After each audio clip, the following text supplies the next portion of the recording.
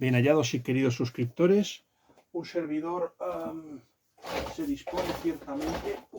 Voy a abrir un poco, es que en esta habitación hace mucho calor. Yo soy una persona que ciertamente llevo muy mal el tema del calor. Podría volver otra vez ciertamente a... se podría volver otra vez ciertamente a grabar, pero prefiero ciertamente dejar el vídeo como está.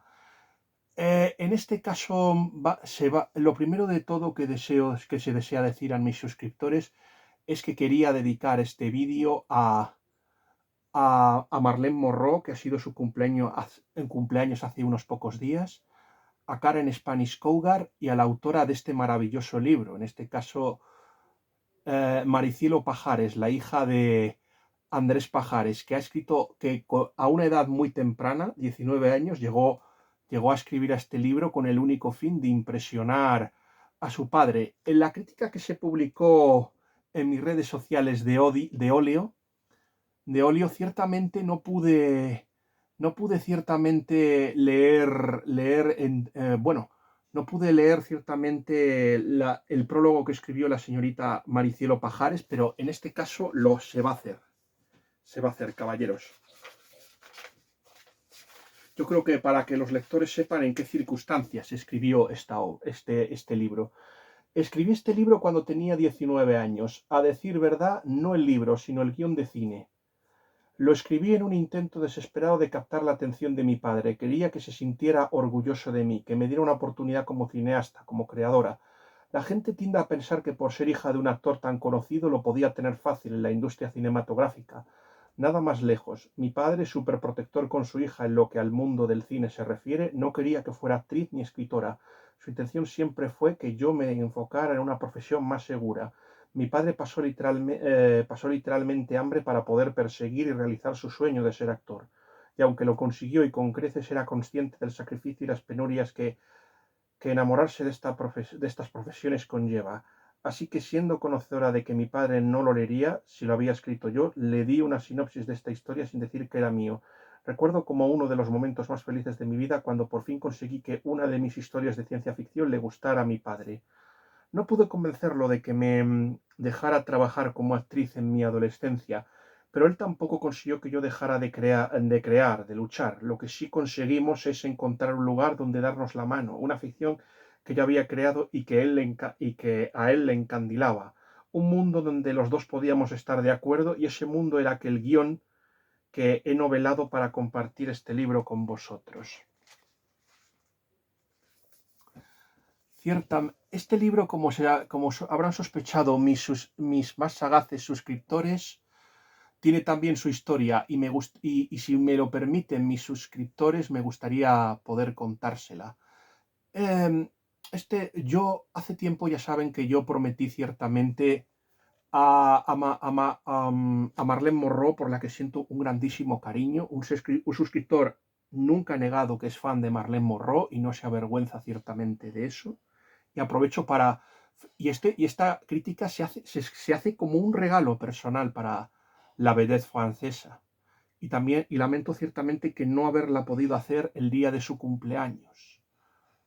Tendría que haberlo hecho ese día, pero personalmente no lo hice. Y por eso se le ha dedicado esta crítica a Marlene Morrow, a su amiga Karen Spanish Cougar y a la propia autora del libro. Sé que no debería tener este gesto de parcialidad. Otra cosa que se desea decir es que más o menos no importa lo que sean estas personas. Esto, ciertamente, cuando yo escribo un libro no me importa quién tengo delante. Es verdad que no me oculto. Yo ciertamente no voy a negar que quizás a veces caiga, si no de nepotismo, al menos sí sienta cierta fascinación o más querencia o antipatía por unas personas u otras. No voy a negar que si es amigo mío, supongo que mire la obra con más simpatía o sea más benévolo con ella. Pero yo de verdad trato de ser lo más justo posible. Si yo tengo que analizar una obra de un amigo y la obra de ese amigo no me gusta, yo francamente lo digo. Es verdad que muchas veces, yo recuerdo que siendo el tema, o sea, si un amigo ha escrito sobre un tema que me desagrada, yo sí que a veces he hecho como la democracia cristiana. A veces me he tapado la nariz y le y le he puesto una gran nota porque sé el talento que tiene esa persona, a pesar de que me desagrade. Eso sí que reconozco que es un pecado que he hecho. Pero aquí esto es como la Legión Francesa, no importa tu pasado, no importa quién seas, aquí se te va a tratar como uno más. Y ciertamente no importa lo que sea la señora Mariciela Pajares.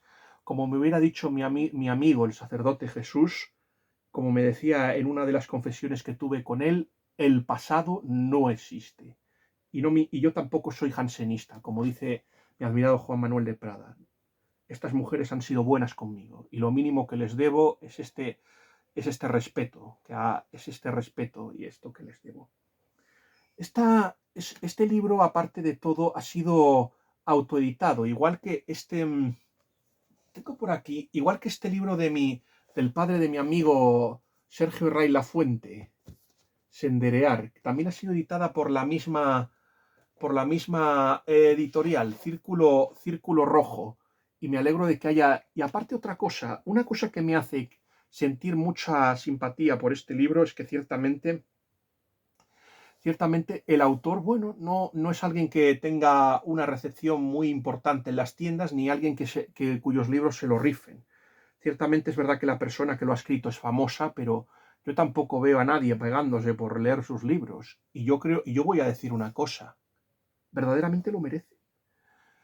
Yo no, yo debo, se debe decir bueno, esto más o menos como supongo que la señora Maricielo Pajares verá este vídeo, puesto que se lo voy a pasar, se debe decir a la señora Maricielo Pajares que yo he leído 3.000 libros, pero ciertamente yo no podría calificar, o yo no definiría como el género de terror. Es verdad que ella ha considerado esta novela como una novela de ciencia ficción, pero yo no creo que sea una novela. Este libro, ciertamente, tampoco lo dije en mi crítica, pero se va a aprovechar para decirlo aquí. Este libro, personalmente, me dejó tan impresionado que se lo estuve comentando con mi amigo Jaime Blanch. Vuelvo a repetir una cosa. A mí, quizás, la razón por la que no le voy a poner la máxima nota es por el final. Pero me dejó el final tan traumatizado y tan hecho polvo que lo estuve comentando con mi amigo Jaime Blanch mientras jugábamos a Jakub Fonchland. O sea que la hora, desde luego, no me dejó indiferente.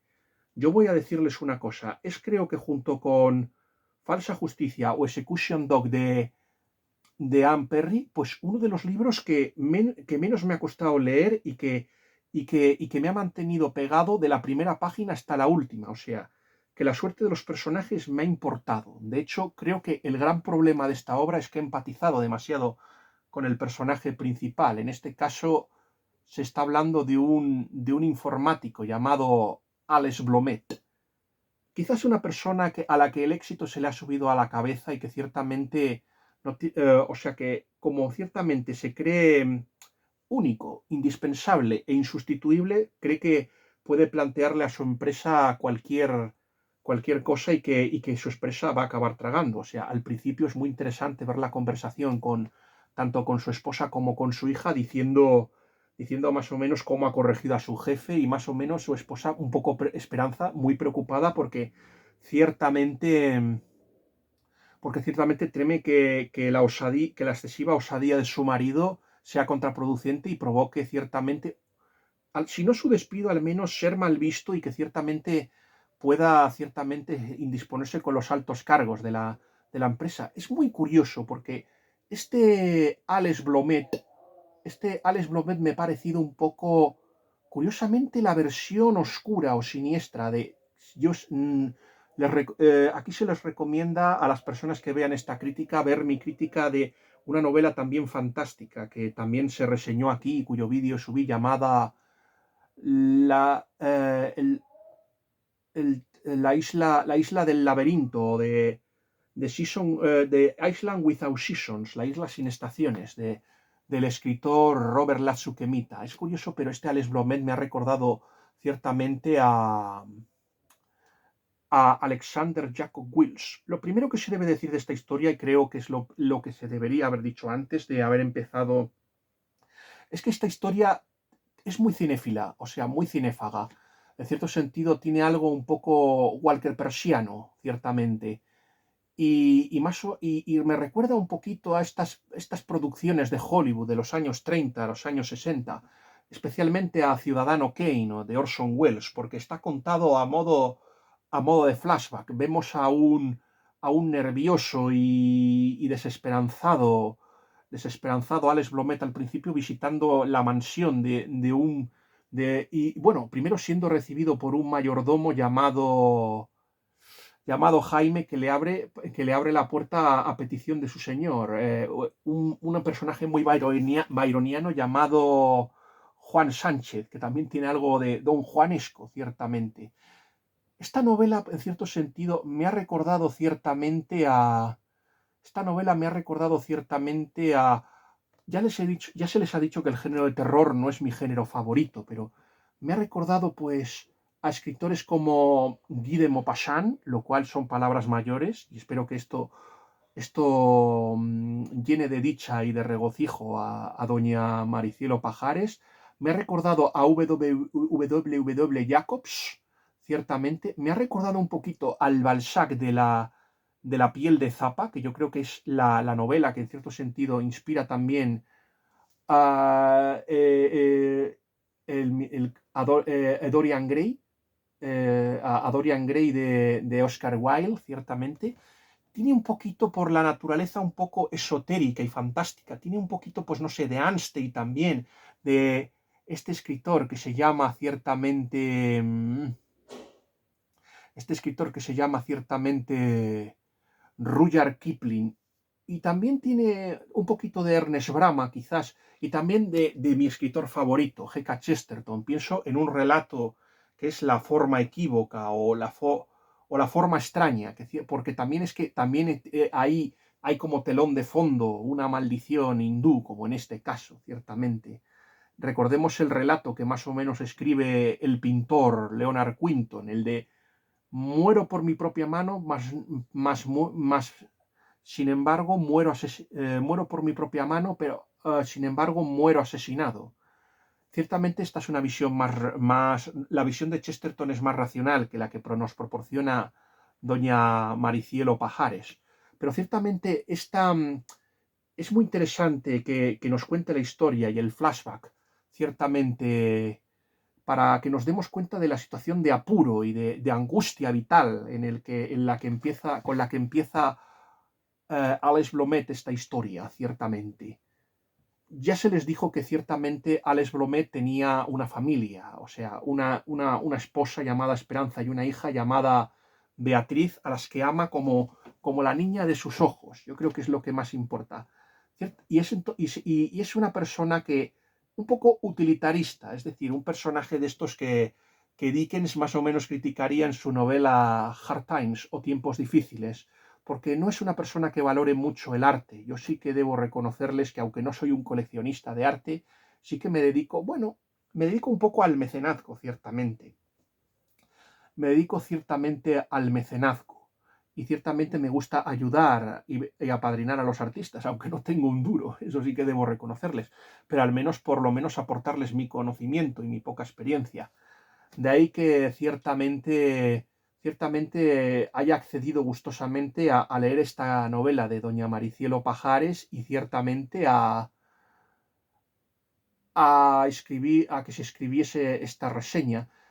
Este personaje, el informático Alex Blomet, por ejemplo, trabaja en una empresa de informática y tiene un amigo, pues bueno, era un amigo que le lleva un poco de fiestas, llamado Pedro, que no gusta mucho a su esposa, porque considera que muchas de las cosas malas que hace Alex son por culpa de este amigo. Y también tiene una secretaria guapísima llamada Carla, que es una especie de objeto de deseo por parte del protagonista de esta novela y solo el hecho de haber tenido una infidelidad previa, que será muy importante en esta novela, y el hecho de que esté a prueba, de que su esposa lo haya perdonado y se encuentre a prueba, es lo que le impide ciertamente caer en las garras de Carla, que ciertamente yo creo que está muy bien hecha la descripción que ha hecho doña Maricielo Pajares de este personaje, comparándola con Jessica Rabbit o la película Cool, este personaje de dibujos animados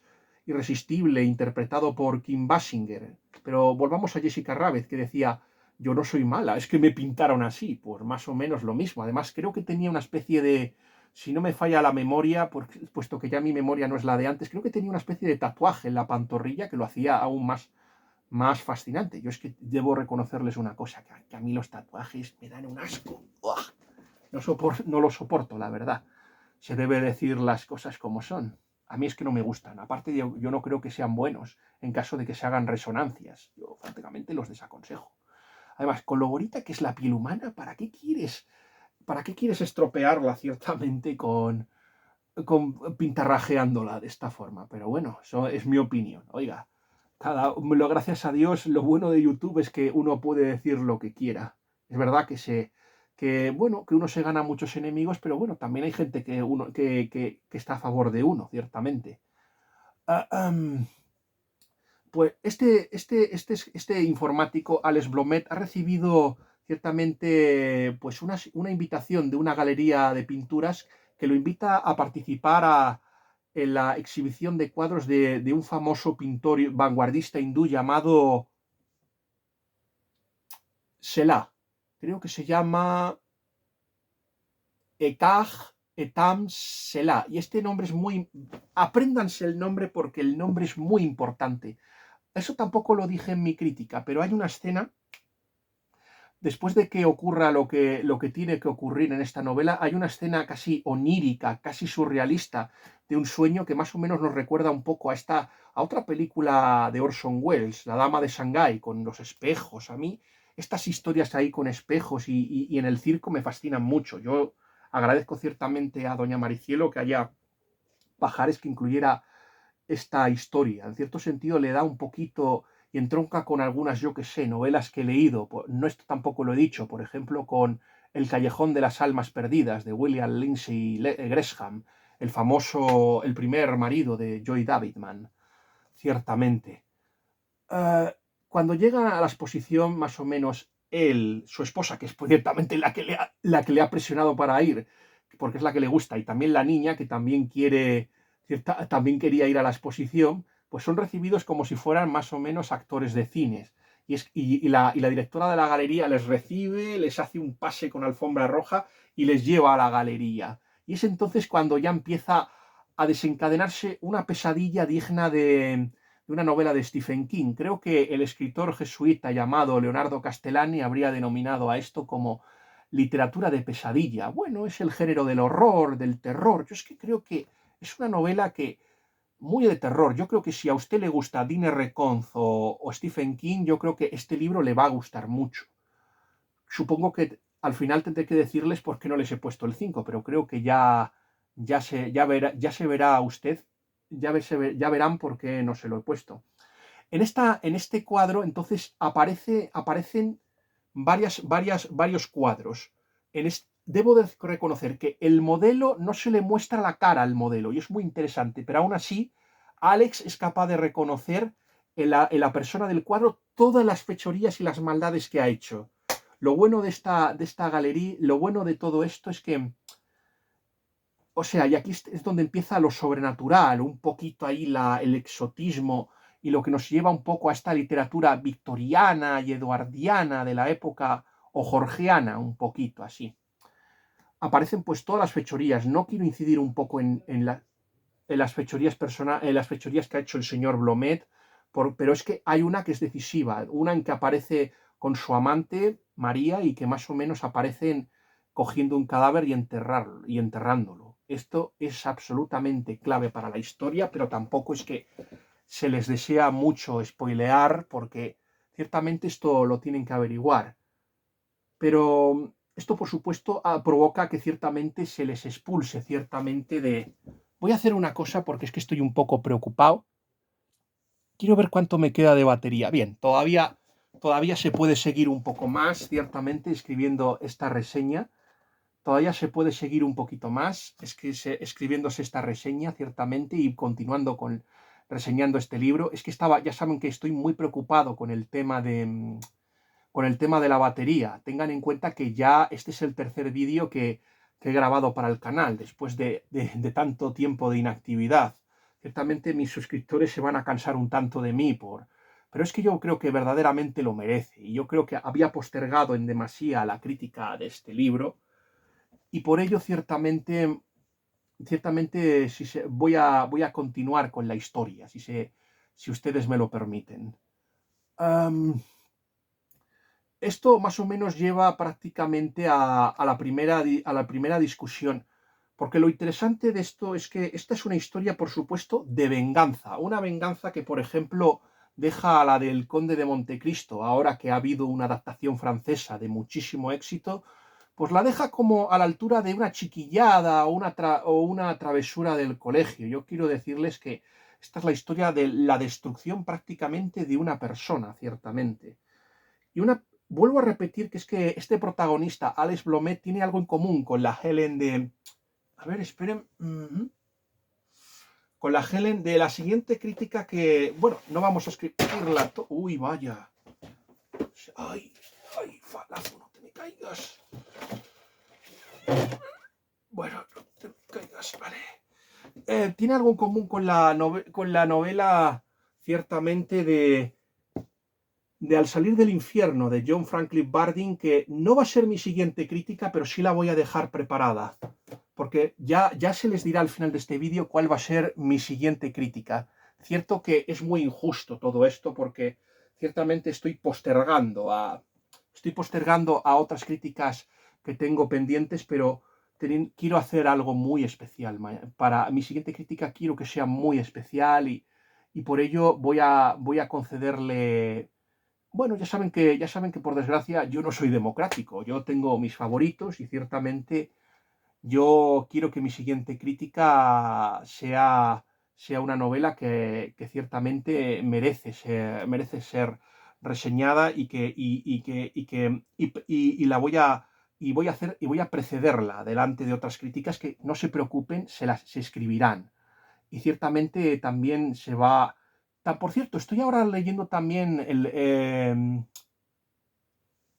estoy leyendo ciertamente El candor del padre Brown, a ver si algún día, a ver si puedo escribir la reseña y también subirla a este canal, pero de momento quiero decirles ciertamente que mi idea es que la crítica de Al salir del infierno no sea mi siguiente crítica. Sí, lo que quería, volviendo al hilo y retomando lo que se estaba diciendo, tanto Alex Blomet como la protagonista de Al salir tienen una característica en común, y es que los dos van camino a su perdición, ¿no? En este caso, una perdición que ciertamente, bueno, no es una condenación como creemos los católicos, simplemente es hacia la destrucción o hacia la catástrofe, en cierto sentido. Es una novela que aquí el determinismo, o sea, la fatalidad influye. Tiene un componente un tanto pagano en esta obra. Es que hay una cosa que por supongo que se debería haber dicho antes, pero que el género de terror, por lo que no me gusta mucho tampoco. Y es que ciertamente, creo que ya se lo he dicho, creo que el género de terror comparte algo con el género Grimdark o la low fantasy, por ejemplo, algo con George R. Martin y su serie juego de la saga de Canción de Hielo y Fuego.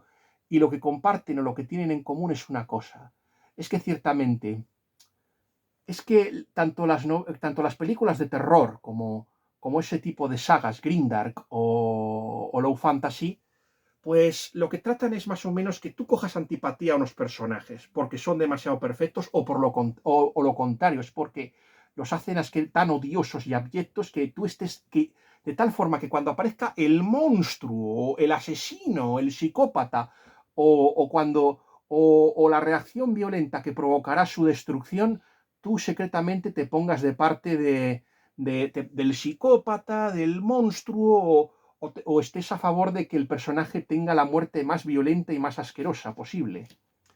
Y lo más probable es que el género de terror, a diferencia, por ejemplo, de los cuentos de hadas clásicos, hay veces en que no termina bien. O sea, es verdad que generalmente Hollywood, convencionalmente, lo que hace ciertamente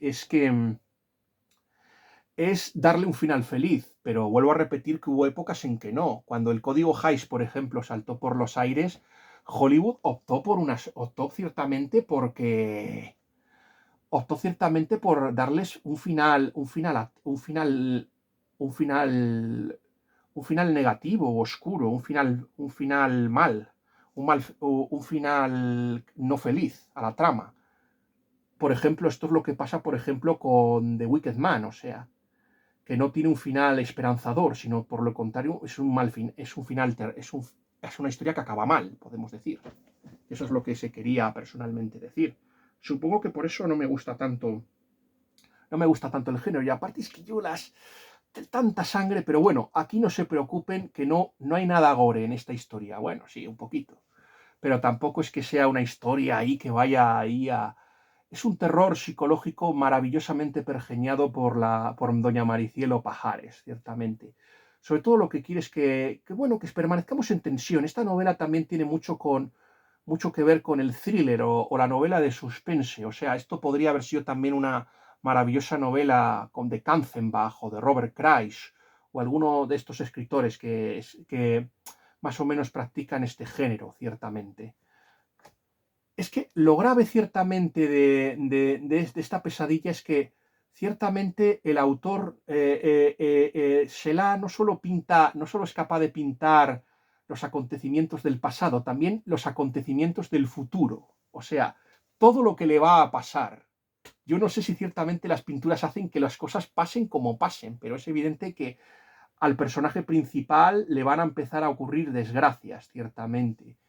Y poco a poco estas desgracias le van a ir minando, o sea. Y aparte de esto es que recibe anónimos desde su ordenador. Por ejemplo, esta es una mujer muy culta, Maricielo Pajares, no se dijo, pero por ejemplo, en el tema de Esperanza y de Beatriz, es evidente que la inspiración fue la Divina Comedia. Bueno, y la persona que atormenta y persigue a Alex, ciertamente le cita un trozo de la Divina Comedia. Esto es como si fuera, yo que sé, Seven o el coleccionista de huesos o de Body o Bones, algo así, una de estas, o sea, que más o menos un asesino que sigue los patrones de alguna obra de culto y sigue con el modelo, ciertamente. O un asesino que quiere matar a todos y quiere reconstruir el cuerpo de Cristo, algo así, más o menos. Sí que tiene también un poquito de esta temática, ciertamente, y es muy interesante comparar esto. Vamos a ver cómo vamos de batería. 10, todavía me queda un poquillo. Ya saben que yo prefiero dejar la batería hasta el 5, eso es lo que se desea decir a mis suscriptores. Pues ciertamente es entonces cuando el personaje va a tomar cada vez decisiones más erráticas. Es un personaje que sobre todo también tiene el tema psicológico está maravillosamente bien resuelto. O sea, a mí lo que más me entristeció es ciertamente cómo el protagonista va perdiendo el amor de su esposa, que va pasando de amarle a ciertamente a temerle y luego incluso a odiarle, ciertamente.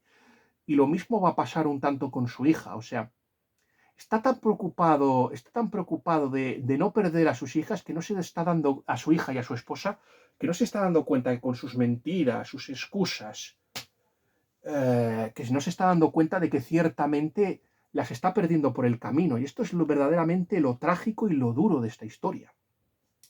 Por supuesto, el protagonista ayudado por un personaje, no voy a decir quién para no reventar mucho la trama o la historia, lo que va a hacer el personaje es ciertamente ir a las casas de los compradores de obras de Shelah, ciertamente ese pintor para el que nadie creo que quiera posar. Pues va a ir ciertamente a la casa de los compradores y cada vez que vea un cuadro, pues va a representarle, por ejemplo, acontecimientos trágicos que le van a ir ocurriendo. O sea, el protagonista por ejemplo, va primero donde vive, luego se tiene que ir a Moscú, por ejemplo, y luego a Italia. Esa parte no, la parte del italiano no me gustó, porque aquí se ve la diferente cosmovisión que tenemos la señora Maricielo Pajares y un servidor. O sea, yo creo que ciertamente no comparto la visión de este italiano que perdió a su esposa y ha decidido culpar a Dios de todo esto. Sí que hay unos personajes con los que yo he encajado un poco mejor, que son los McDowell. Ciertamente estos personajes cristianos que me recuerdan un poco a Ned Flanders. De hecho, una cosa que me hubiera gustado mucho es que se hubiera desarrollado un poquito más a estos personajes. porque ciertamente ya saben ustedes que uno de mis personajes favoritos de Los Simpson es Ned Flanders, y además también hablo como él, con diminutivillos, usando diminutivos, quiero decirle. Por supuestillo, es algo así, más o menos. También me gusta más o menos hablar como él y me encanta ese personaje. Yo creo que es uno de los personajes de Los Simpson favoritos. Yo creo que ha demostrado mucha cultura cinematográfica y seriófila la autora Maricielo Pajares, y esto hace que la gente pueda ciertamente entroncar con la novela. Quizá por ir llegando un poquito al clímax de la historia y a lo negativo de esta historia, quizás lo que menos me ha gustado de la historia es que ciertamente más o menos se opte más o menos un tanto por la venganza. Yo no quiero decir que se quiera vengar del personaje, pero yo la sensación que me deja es que es muy cruel. O sea, que la trama en sí es muy cruel. O sea, en ningún momento se opta. Yo es que ciertamente, quizá a lo mejor Alex se lo mereciera. Es verdad que hay que tener en cuenta las circunstancias en que ocurrió el desencadenante de la tragedia. Pero yo creo que el castigo a él y a sus cómplices es absolutamente brutal. Y que ciertamente es una venganza que, bueno, que más o menos es como el Conde de Montecristo, pero más cruel y más despiadada. Y sobre todo, lo peor es cuando, ciertamente se ha hablado mucho, como ya se dijo, del Conde de Montecristo, pero no se ha hablado ciertamente de su secuela, donde más o menos, quiero recordar una cosa, que ya en el Conde de Montecristo el abate de Faria le aconsejaba y trataba de disuadir a Edmond Dantes de que de llevar a cabo su venganza contra Danglars, contra Villefort y también contra Fernando, como Fernando Mondego. Trataba de disuadirle para que no la llevase y no. Y ciertamente las consecuencias de los actos del conde aparecen en una hipotética segunda parte. Ojo, no todos consideran la mano del muerto como. No todos la consideran como. No todos la consideran una novela canon de Dumas. Hay dudas acerca de la autoría de La mano del muerto, pero yo creo que es muy interesante. Quizás porque en esa novela es uno de los personajes que ha sufrido ciertamente las venganzas del Conde de Montecristo, que se quiere a su vez vengar. Y esa es la cosa. Cuando tú tramas una venganza y te dejas llevar por el odio, primero el odio te va destruyendo a ti mismo. Pero aparte que es que generas otros odios que se van a volver contra ti. O sea, gente que han sido víctimas colaterales, o a lo mejor no víctimas colaterales, pero gente que te la va a devolver y que te va a hacer daño. Yo es que yo comprendo que cuando uno es joven opte ciertamente por la venganza y opte por castigar. Yo cuando era joven, yo ya saben que jugaba rol y ciertamente, bueno, los niños cuando somos niños somos muy justicieros, pero también muy crueles. Yo cuando jugaba rol, algo de lo que nunca me ha avergonzado ciertamente, yo personalmente lo que más me interesaba era crear el personaje más violento y más psicopático y más sádico para poder hacer más daño a mis enemigos, más daño a los enemigos y poder vencerlos. Pero cuando uno va madurando y cuando uno adquiere cierto bagaje y cierto pozo intelectual, y cuando uno tiene una edad, en mi caso la cuarentena, ve las cosas de diferente forma. Ya no desea tanto que su personaje sea el jugador Power Rangers, como lo hubiera definido mi amigo Curiotani, que sea el más poderoso, que sea el más rico, que tenga las mejores armas. No. Ya lo que desea es que tenga el mejor trasfondo, que tenga una personalidad rica y que, bueno, que haga lo que debe, o sea, y que más o menos haga lo que debe hacer el personaje. Eso es lo que les quiero decir ciertamente. Hacer siempre seguir los dictados de nuestro corazón y nuestra conciencia. Por ejemplo, mi personaje en Eternam era muy débil. Quiero recordarles que en tercera edición ser guerrero no valía nada. Pero era un personaje que gustaba mucho en el server, en Eternam, antes de que cometiese un error y que por mi culpa tuviese que dejar Eternam. Asumo que hice algo que estuvo muy mal. Y esa es la cosa también. O sea, vamos a ponernos en el lugar del. Ciertamente hay que ponernos en el lugar de la víctima. Sería muy injusto y muy cínico solo ponernos de parte del verdugo y no empatizar también con la víctima. Pero también pongámonos en cuenta. Vamos a imaginar, porque todos tenemos un pasado. La mayoría de las personas ha hecho cosas de las que se avergüenzan. Yo, por ejemplo, creo que si nos hubieran puesto en la misma tesitura que Alex, vamos a imaginar que nos hubieran invitado a una exposición y esa exposición recogiera nuestras peores fechorías, todas nuestras maldades. Todos tenemos secretos, todos tenemos cosas de las que avergonzarnos. Yo, por ejemplo, sí, yo, por ejemplo, es que ¿con qué derecho tiro la primera piedra sobre la mujer pecadora cuando yo tengo tantas cosas por las que tengo una viga, o sea, quiero sacarle la paja al ojo de mi hermano cuando yo tengo una viga tremenda en el mío? ¿Con qué derecho lo hago? Pero es que ciertamente es por eso por la que a Maricielo Pajares no le he podido poner la nota. Si ustedes quieren comprender también un poco mi visión de esta historia, yo creo que también ayudaron mucho este tema. Algunos me dirán que ¿por qué me empatizo tanto con Alex Blomet cuando es un personaje de ficción, no es un personaje real? Hay una novela, voy a sacarla si podemos, a ver, sí, está aquí, que me ayudó a cambiar mucho mi visión sobre los personajes de ficción. Había una amiga que pensaba que, bueno, que los ordenadores eran como seres vivos y que tenían una esencia, un alma, más o menos como los japoneses. Los japoneses pensaban que los objetos tienen alma también. Yo, bueno, soy cristiano, pero puedo darme cuenta de que a lo mejor hay que, aunque, no, aunque sean seres inertes, todo tiene su dignidad. Todo. Todo absolutamente. Y supongo que empecé a cambiar mi punto de vista de los personajes de ficción. Bueno, yo tampoco es que sea alguien que disfrute viendo morir a los personajes. Yo más o menos soy un poquito, sigo la tendencia de Evelyn Waugh. Prefiero que los personajes vivan para poder desarrollarlos y mejorarlos. Y ya cuando no puedan dar más de sí, pues darles el final que más acorde, o sea, en la muerte que merezcan. Pero ciertamente yo no soy de matarlos. Pero creo que ciertamente, si hay una novela que ha cambiado mi punto de vista y mi forma de ser, es La escala de Jacob de Manuel Alfonseca, que es una novela fascinante. Yo creo que ciertamente todo el mundo es un personaje, ciertamente.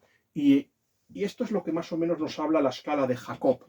Lo que nos habla la escala de Jacob es de esto, de que todos somos personajes de una historia y que puede ser que nosotros más o menos en esta novela están los personajes generados por ordenador por unos informáticos, luego están los informáticos, luego estamos nosotros que leemos la historia de ese informático y luego siguiendo nuestra historia está Dios y más o menos sigue la misma tradición, por ejemplo, que la historia interminable. Véase el final que cuando Carl Conrad Coreander se le explica esto a Bastian. Por eso ciertamente creo que por ejemplo, hay una novela llamada Inger, que más o menos cuenta esto en línea tea, más o menos el, el escritor es visto como una especie de demiurgo con tal que hay que sublevarse, más o menos, en Corazones de tinta.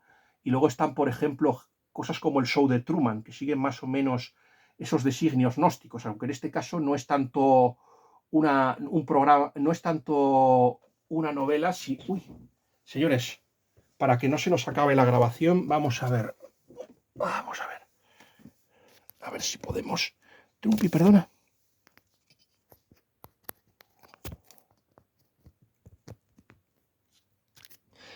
Para que, bueno, como pueden ustedes ver, ha habido, no lo podrán ustedes notar, pero ha habido una especie de apagón y que ciertamente he tenido que conectar ciertamente. Se ha tenido que conectar ciertamente el cargador para poder seguir, para que se pudiese seguir con esta crítica. Hay una escritora que yo también me gustaría ciertamente aconsejar, una escritora que ha sido editada por Quaterni y que tiene una grandísima calidad.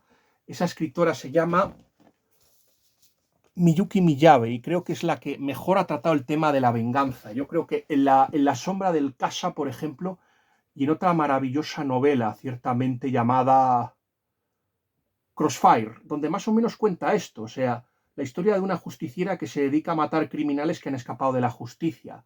Y al final, cómo esta mujer, en sus deseos de venganza, más o menos acaba convirtiéndose en una de estos criminales a los que tanto odia y ciertamente es perseguida por una asociación de justicieros. También es muy interesante esta visión y esta puesta de vista. Y también quiero recomendar una novela que me aconsejó mi amigo Cuniotani. Ojalá pueda tener el honor de ver a mi amigo Cuniotani el 10 de mayo. Y esa esa película se llama El Ciudadano Ejemplar, esa película de Gerard Butler y Jamie Foxx. También me gustaría recomendarla. Y bueno, no es tan buena, pero también me gustaría recomendar Ricteus, que de eso va. Quiero recordar que el asesino de esa película lo que hace es matar a gente que ha cometido crímenes y que no ha sido castigada. En la otra línea, por ejemplo, tenemos a Agatha Christie, que piensa que ella tiene que juzgar y castigar a los personajes que hayan cometido crímenes, como más o menos ocurre, eso más o menos pasa en muchas novelas de Hercule Poirot. Por ejemplo, lo que pasó, por ejemplo, en Orient Express, por ejemplo, en el asesinato en el Orient Express, o por ejemplo, en Entonces no quedó ninguno. Quizás Entonces no quedó ninguno sea ¿hasta qué punto tenemos el derecho de castigar? Yo creo que ciertamente estoy más de acuerdo con la visión que tiene G.K. Chesterton en La saeta del cielo o en La flecha del cielo, ese relato de la incredulidad del padre Brown, donde considera que no debemos dejarnos guiar por las venganzas y que tenemos que confiar en el achacoso justicia legal. Claro que si no hay justicia, la gente se la acabará tomando y por ello es importante que se haga justicia, una justicia equitativa. Precisamente el triunfo de las monarquías en la Edad Moderna y la superación del medievo, que no es malo, pero vuelvo a repetir que eso sí que me pareció un avance, fue poco a poco cómo se empezó a derogar muchas prácticas del derecho jurídico de los pueblos germánicos, que insistían más o menos o en las venganzas, las feide eran conocidas, los combates de Dios, por ejemplo, o las vergel, o las ordalías, o sea que usted metía la mano en una piedra ardiente y si no se quemaba, usted era inocente. Ciertamente yo no creo que esas sean formas de juzgar a una persona. Ciertamente, yo creo que vuelvo a repetir que para mí la justicia es imperfecta, pero este tema también se trató en los crímenes de la guillotina Meiji. Ciertamente el problema de la justicia es que ciertamente no puede hacer justicia. El sistema jurídico lo que hace es la preservación del orden social. Y muchas veces no hace justicia. Si una persona es rica o poderosa, puede burlar el sistema. Pero ciertamente creo que hay que buscar otra manera de arreglarlo. Por ejemplo, una de las tramas más hermosas del Baldur's Gate 2 Shadow of Am trataba un poco esto. Si Anomen debía vengarse de los asesinos de su hermana o no. Cuando no había pruebas, porque no se sabía si los que habían asesinado a su hermana eran verdaderamente los asesinos o no. Y dependiendo de lo que hiciese Anomen, la historia cambiaba. Eso es lo que quiero decirles, que cada persona tiene su dignidad y que no tratemos de ocupar el lugar de Dios. Quizás sea esta la razón por la que no le pueda dar las 5 estrellas a esta maravillosa novela de Maricielo Pajares, pero sí quiero decirles una cosa, merece muchísimo la pena leer esta novela. Hay una cosa que me ha sorprendido muchísimo, y ciertamente una de las cosas que me ha sorprendido mucho de esta novela de Maricielo Pajares, ciertamente, es que ciertamente que habiendo tantos personajes, ciertamente, con ciertos personajes bueno, que siendo españoles tanto Esperanza como Beatriz, que estén conviviendo con personas de origen sajón, o sea, que hay muchos, o sea, es como si estuvieran viviendo en Estados Unidos o en algún país anglosajón, o en Canadá, o en Inglaterra, o en Australia. Esa es la idea que yo, más o menos me recordó un poco al señor Marbury, una novela de Alfonso Puertas. Esto tampoco se dijo, pero sí que me gustaría recordarlos. Nada más, esta novela es verdad que tiene algunas erratillas, pero bueno, eso son cosas que he sido muy benévolo con la autora, porque es que yo personalmente también he sido corrector de pruebas cuando mi padre ha editado libros, o sea, cuando mi padre tenía que editar un libro, bueno, publicaba y escribía un libro y había que publicarlo y teníamos que hacer la fe de ratas. Y ciertamente, tanto mi padre y yo, a pesar de leerlos, se nos escapaba alguna. Y eso es lo que les quiero. No voy a ser duro con la señora Maricielo Pajares por esta cuestión. Yo creo que ha hecho un trabajo extraordinario.